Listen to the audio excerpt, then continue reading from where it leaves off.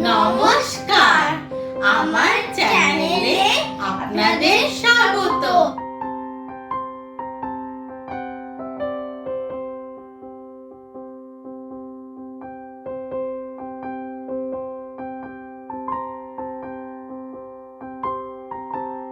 আমি একটা সসপ্যান নিয়েছি। সসপ্যানের মধ্যে আমি এখানে নারকেলের দুধ দিয়ে দেব। আমি একটা নারকেলের হাফকে ভালো করে কুড়িয়ে নিয়ে গ্রাইন্ডারে পেস্ট করে তার দুধ বের করে নিয়েছি।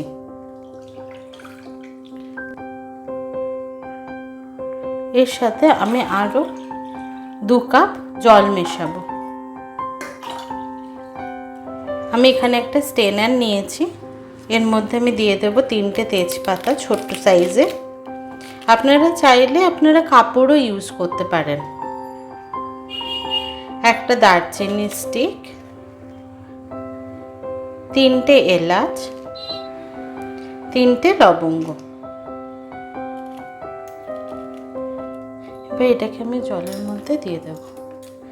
দিয়ে আমি এই দুধটাকে ভালোভাবে ফুটিয়ে নেব। আপনাদের কাছে যদি স্টেনার যদি না থাকে আপনারা ডাইরেক্টও জলের মধ্যে দিয়ে দিতে পারেন।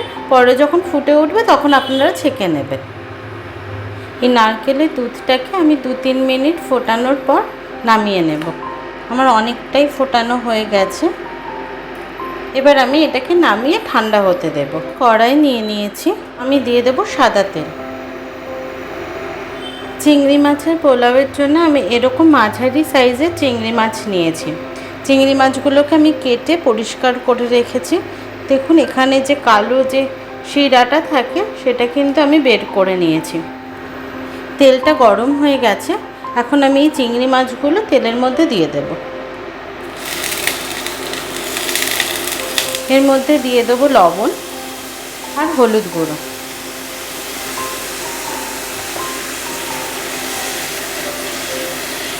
চিংড়ি মাছটা কিন্তু খুব বেশি ভাজতে হবে না, সামান্য লাল হয়ে গেলেই বুঝতে হবে চিংড়ি মাছ কিন্তু ভাজা হয়ে গেছে।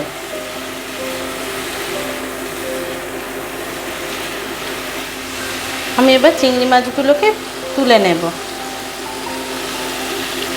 আমি কিন্তু খুব একটা ভাজিনি চিংড়ি মাছটা, সামান্য ভাজতে হবে।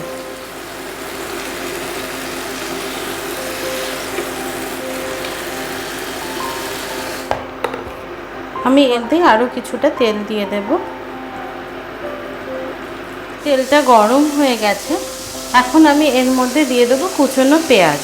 আমি এখানে 2টো মাঝারি সাইজের পেঁয়াজ কুচিয়ে নিয়েছি। পেঁয়াজটাকে আমি লাল করে ভেজে নেব। পেঁয়াজটা আমি লাল করে ভেজে নিয়েছি। দেখুন পেঁয়াজটা খুব ভালোভাবে লাল হয়ে গেছে। এখন এর মধ্যে আমি কিছু মশলা অ্যাড করব।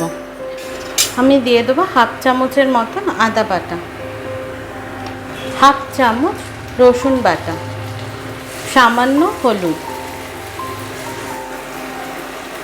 1/2 চামচের একটু কম ধনে গুঁড়ো, 1/2 চামচ জিরে গুঁড়ো, আর দেবো কাশ্মীরি লঙ্কার গুঁড়ো 1/2 চামচ।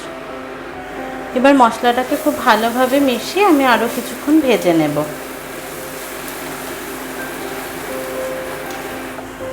এর মধ্যে আমি এখন সামান্য জল অ্যাড করব।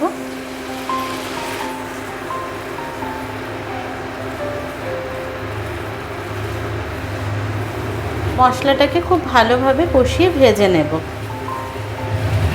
এখন আমি অ্যাড করব লবণ। আপনারা আপনাদের স্বাদ অনুযায়ী লবণ দেবেন। আর দিয়ে দেবো 2টো চেরা কাঁচা লঙ্কা।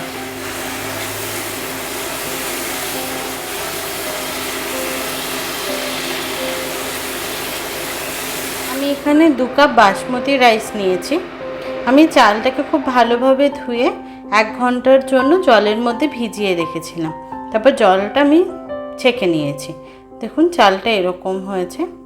আমি এখন এই চালটা এই মশলাটার মধ্যে দিয়ে দেব। আমি মশলাটার সাথে চালটা খুব ভালোভাবে মিশিয়ে নেব।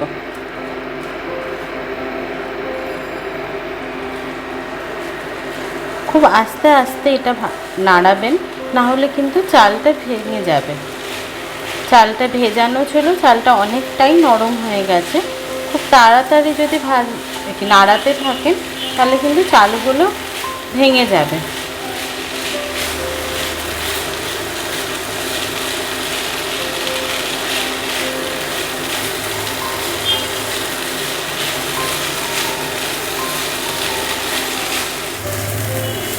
চালটা সামান্য ভাজা হয়ে আসলে এর মধ্যে আমি যে নারকেলের দুধ আর জলটা যে ফুটিয়ে রেখেছিলাম সেটা এর মধ্যে দিয়ে দেব।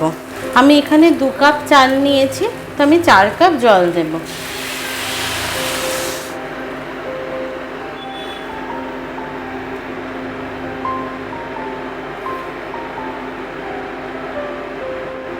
আমি গরম মশলা দিয়ে জলটা ফুটিয়েছিলাম, তো জলটা থেকে খুব সুন্দর একটা গরম মশলার গন্ধ বেরোচ্ছে। আলাদা করে গরম মশলা দিতে হবে না, খাওয়ার সময় গরম মশলা গোটা মুখে পড়লে খুব বাজে খেতে লাগে, সেজন্য আমি গরম মশলাটাকে আলাদাভাবে ফুটিয়ে নিয়েছি। এবার আমি এর মধ্যে দিয়ে দেব সামান্য লবণ। জলটা এখন ফুটে উঠেছে, এখন আমি এর মধ্যে ভেজে রাখা চিংড়ি মাছগুলো দিয়ে দেব।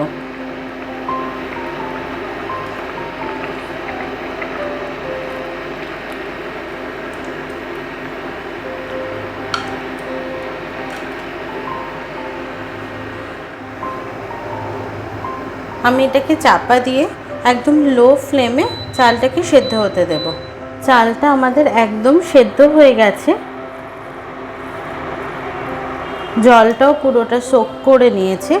এই জিনিসটাই খেয়াল রাখতে হবে যে কোয়ান্টিটির আপনারা চাল নেবেন তার ডবল কোয়ান্টিটির জল নিতে হবে। চিংড়ির পোলাওটা রান্না করা হয়ে গেছে, আমি নামানোর সময় কিছুটা ঘি ছড়িয়ে দেবো।